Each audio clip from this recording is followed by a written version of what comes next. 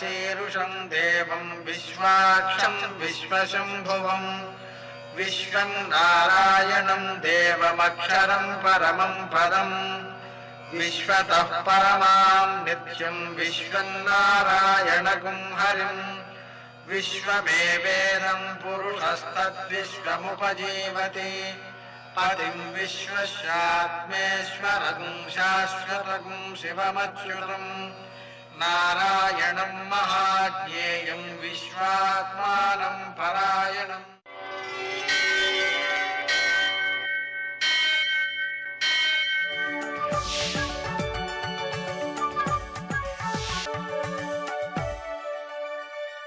सूर्यशौर्यमथेन्दुरिन्द्रपदवी सन्मङ्गलं मङ्गलम्। यः कर्ता जगतां भर्ता संहर्ता महसां निधिः प्रणमामि तमादित्यं बहिरन्तस्तमुपहम्। నేటి కాలమాన విశేషాలను గమనిద్దాం. స్వస్తి శ్రీ చంద్రమాన మన్మథనామ సంవత్సరం ఉత్తరాయణం వసంత ఋతువు వైశాఖ మాసం కృష్ణపక్షం ఆదివారం. సూర్యోదయం 5:49 సూర్యాస్తమయం 6:35 తిథి షష్ఠి ఉదయం 6:44 వరకు, తరువాత సప్తమి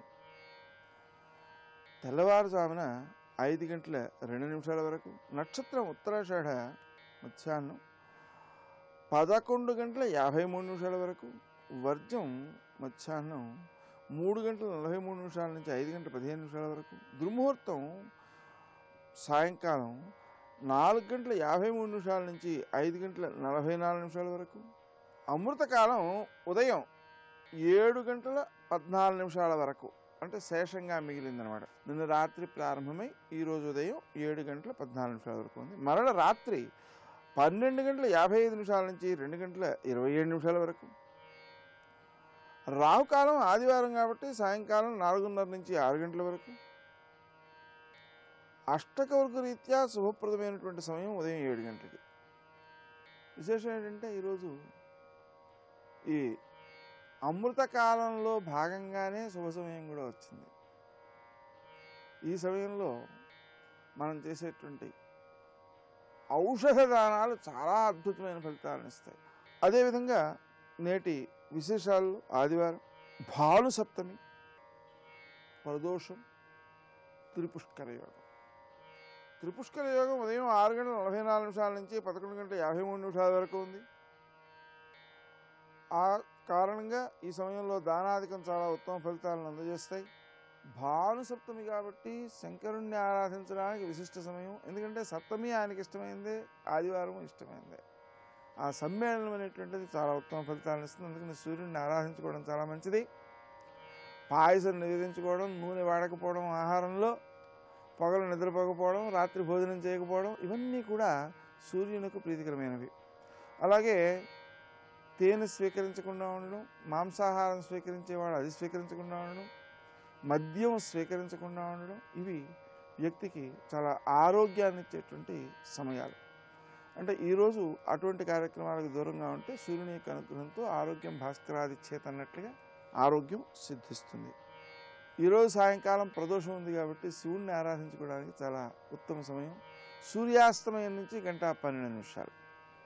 కనీసం ఆరాధించడానికి అవకాశం లేకపోతే స్మరణ మాత్రమైనా చేయొచ్చు. శంకర శివ శంకర శివ, రుణహర భవహర శంకర శివ.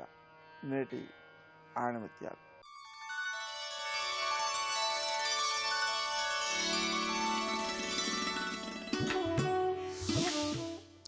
అంతులేని దుఃఖాలను అందించిన విషమ పరిస్థితులే మహాత్ములకు వికాసవాదం నేర్పించిన విద్యాలయాలు. పవిత్రత ఉన్న చోట నిర్భయత్వం వికసిస్తుంది. ఎవరో నిన్ను అర్థం చేసుకోలేదని బాధపడే కంటే నీ గుండె అట్టడుగు పొరల్లో దాగి ఉన్న చెమ్మని ముందు నీవు అర్థం చేసుకో.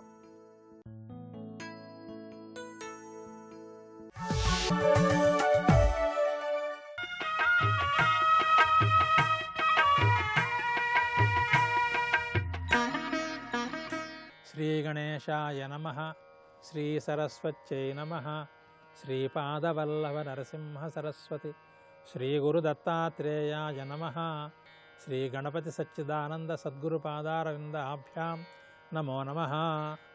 న తత్కుర్యాదశిస్తీక్ష్ణ సర్పో వా వ్యాహతః పదా అరిర్వా నిత్య సంక్రుద్ధో యదాత్మా దురనుష్ఠితః. గత వారంలో అధర్మానికి ప్రధానాంశమైనటువంటి క్రోధాన్ని గురించి కొంత చర్చ చేశాం. క్రోధం తర్వాత అధర్మంలో ప్రధాన స్థానాన్ని ఆక్రమిస్తున్నటువంటి దురాశ గురించి ఈ సూక్తిలో కొంచెం పరోక్ష విధానంలో చర్చిస్తున్నారు. దురాశ అనే పదాన్ని సూటిగా ఉపయోగించడం లేదు. దురనుష్ఠిత అనే పదం వేస్తున్నారు. ఆత్మ దురనుష్ఠిత. వాల్మీకి మహర్షి ప్రయోగించిన ఆ ప్రయోగంలో వైశిష్ట్యం ఇది. దురనుష్ఠానం అంటే ఏమిటంటే చెడ్డ ప్రవర్తన. ఎవరికి? ఆత్మ, మనస్సుకి. మనస్సు యొక్క చెడ్డ ప్రవర్తన అది ఎలా ఉంటుందంటే అది చేసేంత అపకారం తీక్ష్ణమైన ఖడ్గం కూడా చేయదు. కాలితో తొక్కిన పాము కూడా అంత అపకారం చేయదు. నీకంటే ప్రబల తమ్ముడై నీ మీద మహాద్వేషంతో ఉన్నటువంటి శత్రువు కూడా అంత అపకారం చేయడు. నువ్వు నీ మనస్సుతో చేసేటువంటి దురనుష్ఠానం ఏదైతే ఉందో, దురాలోచన ఏదైతే ఉందో, దుశ్చింతన ఏదైతే ఉందో అది అంత ఘోరమైనటువంటి అపకారాన్ని నీకు తెచ్చిపెట్టగలదు. చేత్తో కత్తి పట్టుకుంటే పొరపాటున నీకు కావాల్సిన నీ కొడుకుల్ని పిల్లల్ని కూడా నువ్వు చంపుకునే అవకాశం ఉంది. శత్రువుల్ని మాత్రమే చంపుతున్న భయం లేదు. ఆ ఉద్రేకంలో కత్తి ఇటోడు తిప్పుతుంటే ఎవరైనా కావాల్సిన వాళ్ళు కూడా పోతే పోవచ్చు. పామును తొక్కితే అది నిన్నొక్కడనే చంపుతుంది కానీ చుట్టుపక్కల వాడిని చంపకపోవచ్చు. నిత్య సంక్రుద్ధ, నీ మీద నిత్యం క్రోధంగా ఉండేటువంటి శత్రువు ఉన్నాడే వాడు నిన్నో నీ వాళ్ళని ఇద్దరు ముగ్గురునో చంపుతాడు తప్పితే లోకం మొత్తాన్ని చంపడు. కానీ ఆత్మ దురనిష్ఠిత. మనస్సులో దుశ్చింతను ప్రారంభించినట్లయితే, మనస్సులో దురాలోచనలు నువ్వు ప్రారంభించినట్లయితే, మనస్సులో దుస్సంకల్పాలు చేయడం నువ్వు ప్రారంభించినట్లయితే వీటి ప్రభావం వల్ల యావత్ సమాజము కూడా దుష్ప్రభావాన్ని పొందవచ్చు. అటువంటి తీవ్ర శక్తి ఉంది దుర్భావనకి, దుశ్చింతనకి, దుస్సంకల్పాలకి. కనుక ఓ మానవుడా, ఎట్టి పరిస్థితుల్లోనూ కూడా మనస్సులో దురనుష్ఠానాన్ని రాణించబోకు. మనస్సుకి సదనుష్ఠానమే అలవాటు చెయ్యి. సదనుష్ఠానం అంటే ఏమిటి? సత్యము, అహింస, పరోపకారం, ఇట్లాంటి భావాలన్నీ కూడా సదనుష్ఠానం మనస్సుకి. దీనికి వ్యతిరేకమైన భావాలని కూడా దురనుష్ఠానం మనస్సు. నీకు ధైర్యం లేకపోవచ్చు, సహకార సంపత్తి లేకపోవచ్చు, పక్కవాడి ఇళ్ళు కూలగొట్టేటువంటి శక్తి నీకు లేకపోవచ్చు, పరస్త్రీలకు అపకారం చేసేటువంటి శారీరకమైన శక్తి నీకు లేకపోవచ్చు. కానీ ఆ రకమైనటువంటి ఆలోచనలు కనుక నువ్వు చేస్తున్నావంటే, ఆ రకమైనటువంటి ఆలోచనలు కనుక మనం ప్రోత్సహిస్తున్నామంటే అది సమాజానికి మాత్రం ఘోరమైనటువంటి తీవ్రమైన అపకారాన్ని చేసి తీరగలదు. ఈనాడు మన సాహిత్యాన్ని, మన నాటకాలని, మన చలనచిత్రాలని, వాటిలో బోధించే అంశాలని ఇవన్నీ ఆలోచిస్తుంటే మన యువకులకి ఇవన్నీ ఏ రకమైనటువంటి అనుష్ఠానాన్ని మనస్సుకు బోధిస్తున్నాయి, ఏ రకమైనటువంటి ఆలోచనలకు దోహదం చేస్తున్నాయి, ఏ రకమైనటువంటి భావాలకి, ఉద్రేకాలకి అవి ఎక్కువగా ఉపకారం చేస్తున్నాయి, బలం చేకూరుస్తున్నాయి అని పర్యాలోచన చేస్తే మన సమాజంలో ఉండేటువంటి యువవర్గం అంతా కూడా ఇవాళ దురనుష్ఠానంతోనే నిండిపోయి ఉంది మానసికంగా, మనకు అర్థమవుతుంది. అటువంటి దుస్థితిని గురించి ఈ సూక్తి స్పష్టంగా హెచ్చరిస్తోంది. ఏం చెబుతోందంటే, మనస్సు అనే పదం కోసం ఆత్మ అనే పదాన్ని ఉపయోగించాడు కవి ఇక్కడ వాల్మీకి. ఆత్మ అంటే మనస్సు అని ఉంది, నీవులో ఉండే ఆత్మ అని అర్థం ఉంది. అంటే ఈ చేసే ఆలోచనలు చేసిన కొద్దీ మనస్సుకు, ఆత్మకి అంటిపోతాయి. అవి మనస్సును దాటిపోయి నీ సంస్కారంలోకి ప్రవేశిస్తాయి. అలా సంస్కారంలోకి ప్రవేశిస్తే ఆ యువకులు ఎంత క్రూరంగా ప్రవర్తిస్తున్నారో ఈ మధ్య మన యొక్క వార్తాపత్రికల్లో ఘోరాతి ఘోరమైనటువంటి వార్తలు మనం చూస్తున్నాం. అనేక రకమైన చట్టాలు మనం తెచ్చుకోవాలని ప్రయత్నం చేస్తున్నాం. కొత్త చట్టాలు, నిర్భయ చట్టం, ఈ చట్టం, ఆ చట్టం. ఇన్ని కొత్త చట్టాలు ఎందుకోసమైనాయి? మన పిల్లలకి మనం మనస్సులో మానసికమైనటువంటి దురనుష్ఠానాన్ని నేర్పుతున్నాం మనం చేసేటువంటి పనుల వల్ల. మున్ముందుగా ఏదైనా ఒక ఆశ ప్రవేశిస్తే మనస్సులోకి ప్రతివాడు ఏం చేయాలంటే దాన్ని వెంటనే ముందర ధర్మసూత్రాలతో అన్వయించి చూడాలి. ఈ ఆశ ధార్మికమైందా కాదా, ధర్మసమ్మతమైందా కాదా, ధర్మసమ్మతమైతేనే పెరగనివ్వాలి, ధర్మసమ్మతం కాకపోతే పెరగనివ్వకూడదు. ఇది మొదటి సోపానం. ఒకవేళ ఆ దశలో గుర్తించడంలో కొంచెం పొరపాటు జరిగిందనుకోండి, తనకు వచ్చేటువంటి ఆలోచనల వల్ల తనకు కొత్తగా వస్తున్నటువంటి అభ్యాసాలు ఏమిటి అని గమనించుకోవాలి. ఆ అభ్యాసాల్లో చెడుదనం కనిపిస్తే వెంటనే తన ఆలోచన విధానం మార్చాలి. ఆ దశలో కూడా గుర్తించలేకపోయినట్లయితే తన చుట్టూతా చేరేటువంటి మిత్రవర్గం ఎటువంటిది అని గమనించాలి. ఆ మిత్రవర్గంలో కనుక దుష్టగుణాలు కనిపించినట్టయితే దానికి కారణం తన మనసులో ఉండే దుశ్చింతలే అని గుర్తించి తన మనస్సును మార్చుకోవాలి అని ఈ శ్లోకం మనకు హెచ్చరిస్తోంది. మన పిల్లలకి ఈ రకమైనటువంటి మానసికమైన సదనుష్ఠానాన్ని, సచ్చింతనాన్ని, సదాలోచనని, సత్సంకల్పాలని అలవాటు చేయాలి. అటువంటి సాహిత్యాన్నే మనం సృష్టి చేయాలి, అటువంటి కళలనే మనం ప్రోత్సహించాలి, అటువంటి జీవిత విధానాన్ని మన సమాజంలో మనం సుస్థిరం చేయాలి అని మీకు అందరికీ మనవి చేస్తూ జయ గురుదత్త.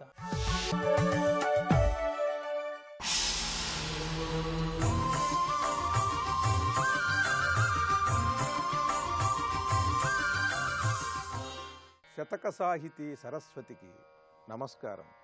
అయి కాలం కియం తం దయసే పశ్చిమస్యాం ఇత ఇంద్రాణి పూర్వాం అవలోక స్వదీనాం. ఓ ఇంద్రాణి, ఎంతకాలమమ్మా నువ్వు ఆ పశ్చిమ దిక్కునే అనుగ్రహిస్తావు, ఆ పశ్చిమ దేశవాసుల్నే ఎంతసేపు దయ చూస్తున్నావు, కొంచెం మా వైపు కూడా ఆ దయాప్రసారాన్ని చూపించు తల్లి, ఆ దయను మాపై కూడా కురిపించు. ఇత ఇంద్రాణి పూర్వాం అవలోక స్వదీనాం. దీనముగా ఉన్నటువంటి ఈ భారత భూమిపైన కూడా ఒక్కసారి నీ కరుణామృత వీక్షణలను ప్రసారం చేయి తల్లి. ఎంతసేపు ఆ పశ్చిమ దిక్కుకేనా నీ అనుగ్రహం. న వయం పశ్చిమస్యాస్యచియాచామనాశం కృపయైతాం చ పూర్వాం నిహతాశామవాశాం.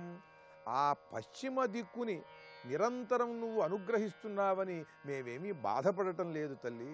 వాళ్ళని నువ్వు అనుగ్రహించద్దు అని చెప్పటం లేదు, అలా కోరుకోవటం లేదు. మేము కృపయైతాం చ పూర్వాం నిహతాశామవాశాం. మేము నిరాశ నిస్పృహల్లో ఉన్నాము, శత్రువుల చేత పీడింపబడుతున్నాం, బలహీనులమై ఉన్నాం. అటువంటి ఈ భారతీయులని నీవు కృపతో అనుగ్రహించు తల్లి. ఈ పూర్వ దిక్కుని కూడా, ఈ తూర్పు వైపు ఉండేటువంటి ప్రజలను కూడా అనుగ్రహించు. వారందరూ బానిసత్వంలో మగ్గిపోకుండా స్వతంత్రులై వారు కూడా అభివృద్ధిని సాధించేలా అనుగ్రహించు. సకలం వ్యర్థమాసీత్ ఐదీనేషు దృష్టా తవ విశ్వస్య మాతః కరుణైకావశిష్ఠ. ఓ తల్లి, మా విషయంలో మేము చేసినటువంటి ప్రయత్నములన్నీ కూడా వ్యర్థమైపోయినాయి. అనేకానేక మార్గములలో మాకు తోచినంత వరకు మేము మా ప్రయత్నం చేస్తూనే ఉన్నాం స్వతంత్రులం కావటానికి.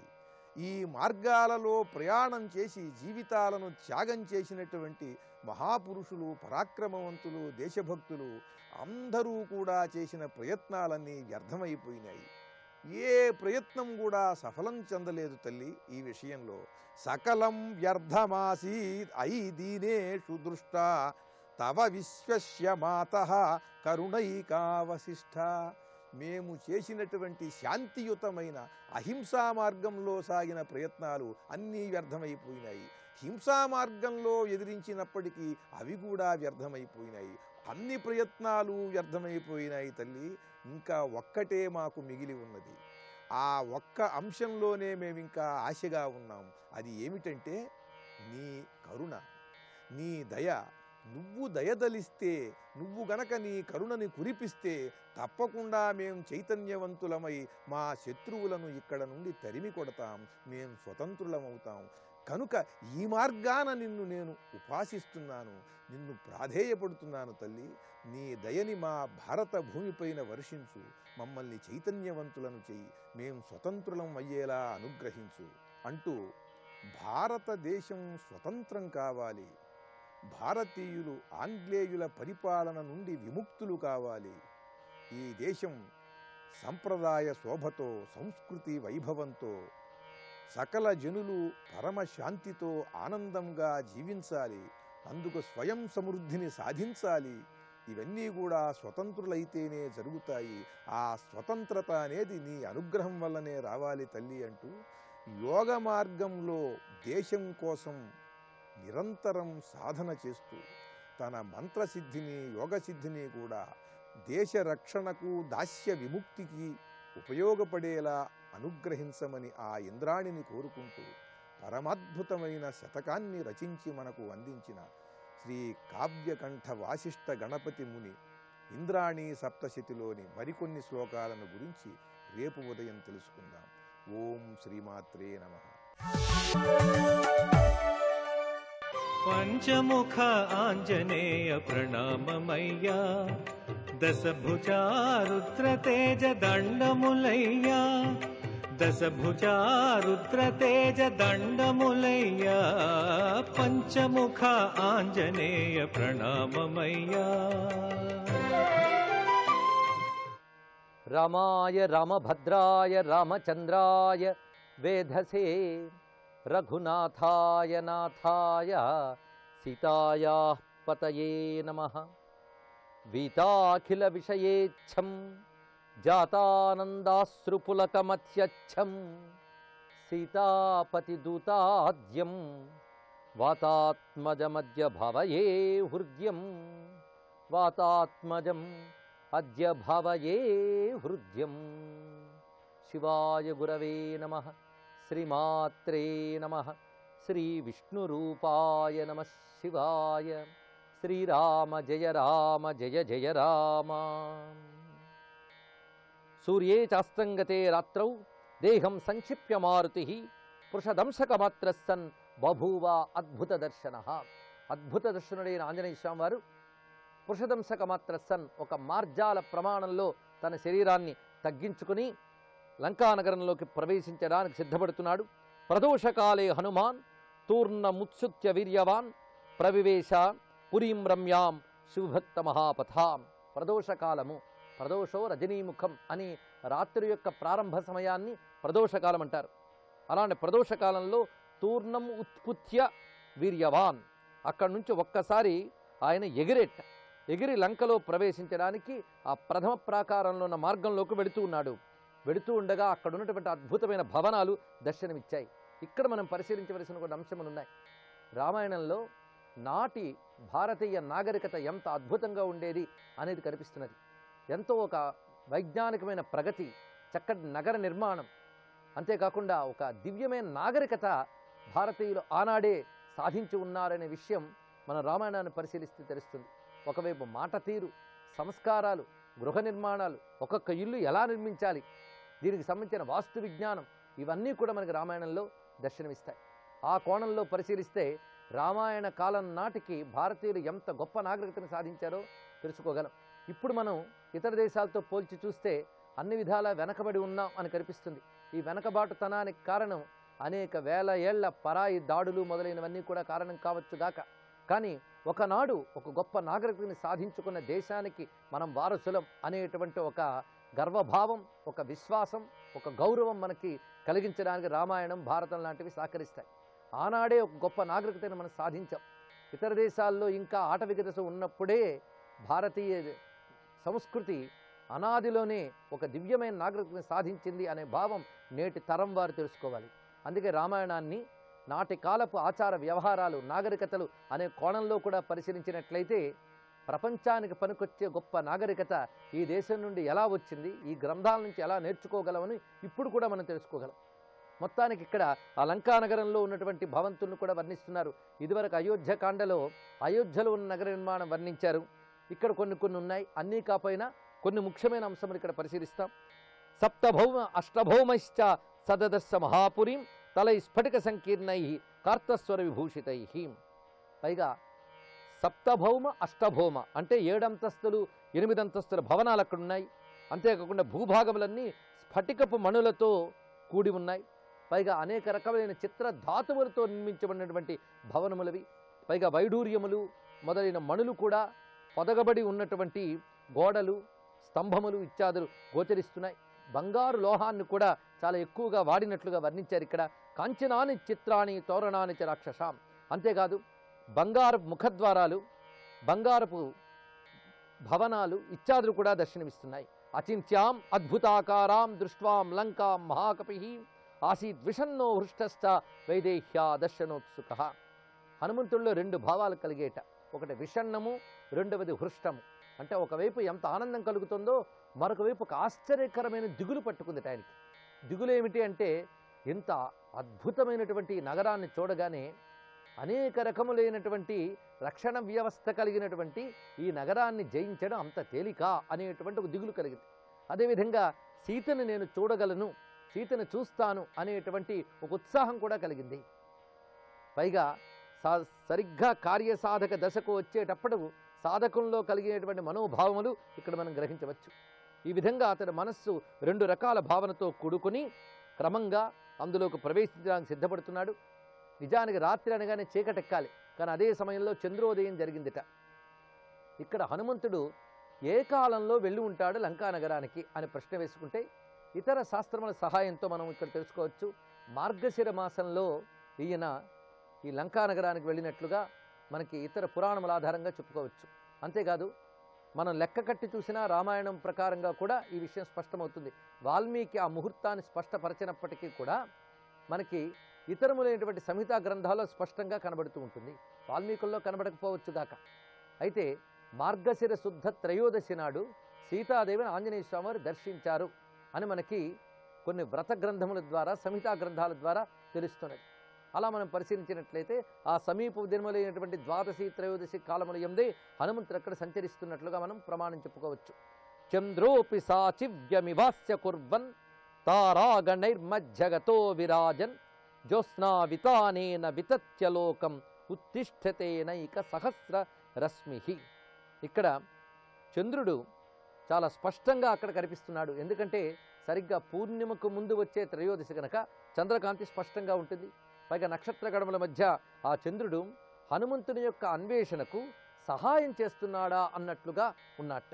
శంఖప్రభం క్షీరమృణాలవర్ణం ఉద్గచ్చమానం వ్యవభాసమానం. శంఖప్రభం క్షీరమృణాలవర్ణం, శంఖపు కాంతితో, పాలకాంతితో, అదేవిధంగా తామరతూడు వెలుగుతో ప్రకాశిస్తున్నటువంటి ఆ చంద్రుణ్ణి చూస్తూ ఆంజనేయ స్వామి వారు ప్రవేశిస్తున్నారు. పొప్లూయమానం సరసీవ హంసం, సరస్సులో ఈదుతున్న హంసలాగా ఆకాశపు సరస్సులో చంద్రుడు ఉన్నాడు అని చెప్తున్నారు. ఇక్కడ హంసతో పోల్చడం, శంఖంతో పోల్చడం, ఈ చంద్రోదయ వర్ణన, వీటి వెనకాల కూడా కొన్ని విద్యారహస్యములు ఉన్నట్లుగా అనేక మంది సూచనలు ఇచ్చారు. అంతేకాదు వాల్మీకి మరికొంతసేపట్లో చంద్రోదయానికి సంబంధించిన ఒక అద్భుతమైన వర్ణన ఒక సర్గలో చాలా భాగం చేస్తారు. అక్కడ మనం దానికి సంబంధించిన ఉపాసనాపరమైన కొన్ని విశేషణాలు కూడా తెలుసుకోవచ్చు. తర్వాత సర్గలోకి ప్రవేశిస్తున్నాం. సలంబ శిఖరే లంబే లంబతో ఇద సన్నిభే సత్వమాస్థాయ మేధావి హనుమాన్ మారుతాత్మజ. అసలు రామాయణంలో హనుమంతుడికి సంబంధించి వాల్మీకి వాడిని విశేషణాలు మనం ఒక దగ్గర తెచ్చుకుంటేనే అది హనుమంతుని యొక్క నామాలన్నీ దొరికిపోతాయి మనకి. ఇక్కడ మేధావి అనే మాటను వేశాడు. హనుమంతుడు మహామేధా సంపన్నుడు, పైగా గొప్ప జ్ఞాని, ఆచార్యమూర్తి గనక ఆ శబ్దం చక్కగా వేశారు. సత్వమాస్థాయ మేధావి హనుమాన్ మారుతాత్మజ. ఇక్కడ రెండు రకములుగా మనస్సు అతనికి చెదిరింది అనే భావం మనం ముందు తెలుసుకున్నాం. ఆసీద్ విషన్నో పృష్టశ్చ అని. కానీ ఎట్టకేలకు ధైర్యంతోనే వెళ్ళాడు ఆయన. అందుకే సత్వమాస్థాయ, ధైర్యంతో ఉన్నాడు. ఎప్పుడైనా కార్యసాధకుడు ధైర్యం నుంచి మాత్రం సడలకూడదు. ఎలాంటి ప్రతికూల పరిస్థితుల్లోనైనా ధైర్యం ఉండాలి. ధైర్యం ఉన్నప్పుడే ఆలోచన స్పష్టంగా చేయగలరు, ముందుకు వెళ్ళగలరు. అందుకు ధైర్యం అనే అంశాన్ని వీడలేదు మేధావి అయినటువంటి హనుమంతుడు. నిశిలంకాం మహాసత్వో వివేశక పికుంజర రమ్య కాననతోయాఢ్యాం పురీం రావణ పాలితాం. అద్భుతమైనటువంటి ఉద్యానవనాలతో కూడి భవనములతో ఉన్నటువంటి ఆ లంకానగరంలో వెళుతూ ఉండగా, వాటిని గమనించుతూ చేరుతూ ఉండగా అక్కడ ఆయనకు ఒక అద్భుతమైన దృశ్యం ఎదురైంది. అథసా హరిశార్దూలం ప్రవిశంతం మహాబలం నగరీ స్వేన రూపేణ దదర్శ పవనాత్మజం. హరిశార్దూలం అనే మాట మళ్ళీ వేశారు ఇక్కడ. అంటే వానర పుంగవుడు, వానర శ్రేష్ఠుడైనటువంటి ఆంజనేయ స్వామి వారు ఇంకా లంకలో ఇలా అడుగు పెడుతున్నాడే లేదో అప్పుడు లంకానగరి అధిదేవత స్వేన రూపేణ, నగరీ స్వేన రూపేణ, లంకానగరి దేవత తన యొక్క అసలు రూపంతో హనుమంతుని చూసినదిట. ఇక్కడ మనం తెలుసుకోవాల్సిన కొన్ని విశేషములు ఉన్నాయి. నగరీ దేవత, ఈమెకి లంకేశ్వరి అని పేరు కూడా అనుకోవచ్చు. లంకా నగర అధిదేవత. సాధారణంగా నగరాలకి గ్రామాలకి దేవతలు ఉంటారు, గ్రామ దేవతలు నగర దేవతలు అని అంటారు. అయితే వాళ్ళు ఉన్నారో లేదో మాకు తెలియదండి అంటే మనకు తెలియాల్సిన అవసరం వాళ్ళకి లేదు. కానీ గ్రామంలో నగరంలో ఉన్న శక్తులు కొన్ని ఉంటాయి. మనం ఇప్పటికి కూడా గ్రామ దేవతల ఆరాధనలు ఉంటాయి. గ్రామ దేవతల ఆరాధనని మాత్రం మనం విడిచిపెట్టినట్లయితే ఆ గ్రామాలకి, గ్రామంలో ఉన్నవారికి అరిష్టాలు కూడా కలుగుతాయి, అందులో సందేహం లేదు. భారతీయ సంస్కృతి ప్రకారంగా స్థిర చర వస్తువులకు కూడా అధిదేవతలు ఉంటారు. ప్రకృతికములైనటువంటి ఈ స్థిర చర దేవతలకు అధిదేవతలు ఉంటారు. మనం మైనాక పర్వత విశేషంలో కూడా స్మరించుకున్నాం. ఈ అధిదేవతల యొక్క ప్రసన్నత ఉన్నప్పుడు ఒక క్షేమం వాటిల్లుతుంది మనకి. ఇంట్లో గృహదేవతలు ఉంటారు, అలాగే గ్రామంలో గ్రామ దేవతలు ఉంటారు, నగరంలో నగర దేవతలు ఉంటారు. వారు శక్తి విశేషములు. ఈ గ్రామ దేవతల గురించి దేవీ భాగవతంలో కూడా చెప్పబడినది. ఈ నగర దేవతలు, గ్రామ దేవతలు అమ్మవారి కళాంశ రూపములుగా చెప్పబడతారు. కళాంశలు అంటే పరిపూర్ణమైన రాజరాజేశ్వరి, మహాకాళి, మహాలక్ష్మి, మహాసరస్వతి రూపములు లాంటి పూర్ణ రూపాలు కావు. ఇవి కళాంశ రూపములు. వీటి శక్తి పరిమితమే కావచ్చు కానీ శక్తి యొక్క కళాంశ రూపములు. వీటి శక్తి పరిమితంగా ఉంటుంది. వీటిని శ్రీచక్రాది దేవతని త్రిపుర సుందరితో పోల్చడానికి లేదు. ఇవి పరిమిత శక్తి కలవి. ఇటువంటి ఆ లంకా నగర్ అక్కడికి చేరినది. తర్వాత కథను రేపు తెలుసుకుందాం. సర్వం సీతారామాంజనేయ చరణారవిందార్పణమస్తు.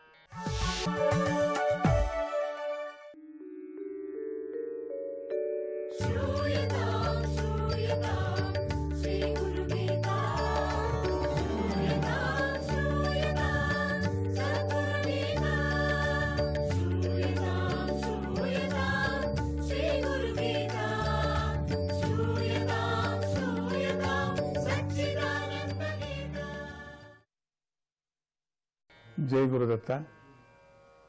డబ్బు అనేది పీడ ద్వారానే వస్తుంది, అందుకని డబ్బు అనేది పాపిష్టిది అని మనం అనుకున్నాం కదా. మహాత్ములు దాన్ని చేతితో తాకనైనా తాకరు కదా. మరి అలాంటి పాపిష్టి డబ్బుతో యాగం చేస్తే పాపం పోతుందా అని సందేహం కూడా కలగవచ్చు. పోతుంది. అయితే నువ్వు ఈ జన్మలో చేసే పాపాలు పోతాయి కానీ నువ్వు వెంట పెట్టుకొని వచ్చిన వెనుకటి జన్మల పాపాలు పోవు కదా.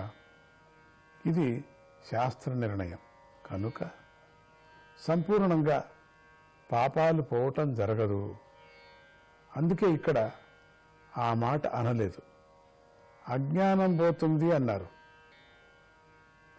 ఇదే గురుగీతలోని విశేషం, అపూర్వమైనటువంటి ఒక విశేషం ఇది. అంటే ఒక స్వచ్ఛమైనటువంటి ఒక లక్ అంటే మనకు తెలియనటువంటిది, అపూర్వంగా ఉండేటువంటి ఒక తత్వం అది. అందుకే దీన్ని చదివినా, విన్నా, రాసినా, ఇచ్చినా కూడా మంచిదే అన్నారు.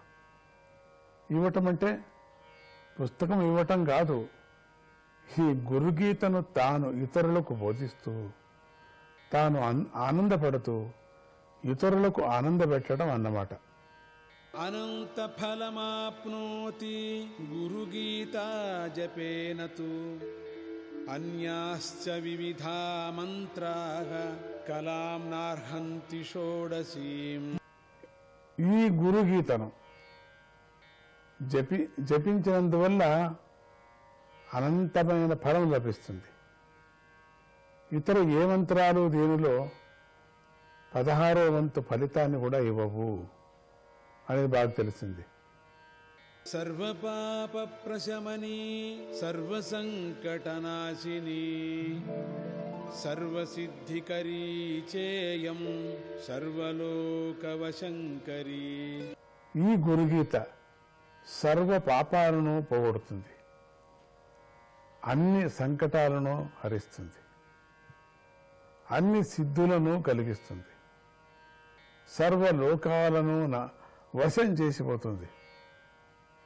అటువంటి మహిమ ఈ గురుగీతలు. ఇక్కడ సర్వపాప ప్రశమని అన్ని పాపాలు పోగొట్టేది అన్నారు. కొందరికి ఈ మాట చెవిని పడితే కానీ తృప్తి లేదు. కానీ గురువును ఎప్పుడూ ఆత్మజ్ఞానం ఇమ్మని ప్రార్థించాలి. అంతేగాని పాపం పోగొట్టమని అడగనే కూడదు. మనం పాపం పోయేందుకోసం నిరంతరం నీకు నువ్వే సత్కారాలు సత్కర్మలు ఆచరిస్తూ ఉండాలి. మంచి మంచి కార్యాలు మంచి మంచి సత్కర్మలు చేస్తూ ఉండాలి. కానీ సాధన ప్రారంభంలో ఈ పాప ప్రశమనం మీద, ఈ అష్టసిద్ధుల మీద, లోకాన్ని వశీకరణం చేయటం మీద దృష్టి ఉంటుంది. తరగతి పైకి పోయిన కొద్దీ దృష్టి మారుతుంది. పరిపూర్ణ సిద్ధిని కోరుకునే వారికి వీటి మీద దృష్టి ఉండదు. ఒకవేళ వీటి మీద దృష్టి పెడితే యోగభ్రష్టుడు అవుతాడు. మరి అయితే ఇవన్నీ వస్తాయని ఎందుకు చెప్పారు అని ఇక్కడ అంతరార్థాన్ని మనం జాగ్రత్తగా గమనించాలి. ఇక్కడ లోకవశంకరి అంటే ఈ లోకాలన్నీ నేనుగానే ఉన్నాను అనే భావన కలిగించేది అని అర్థం చేసుకోవాలి. అలాగే సర్వసిద్ధికరి అంటే అన్ని సిద్ధులు నేనే గాని ఉన్నాను అనే భావన కలిగించేది అని తెలుస్తున్నది. అలాగే పాప ప్రశమని సంకటనాశిని అంటే అజ్ఞాన నాశనం దుఃఖనాశనం అని అర్థం చేసుకోవాలి. జయ గురుదత్త.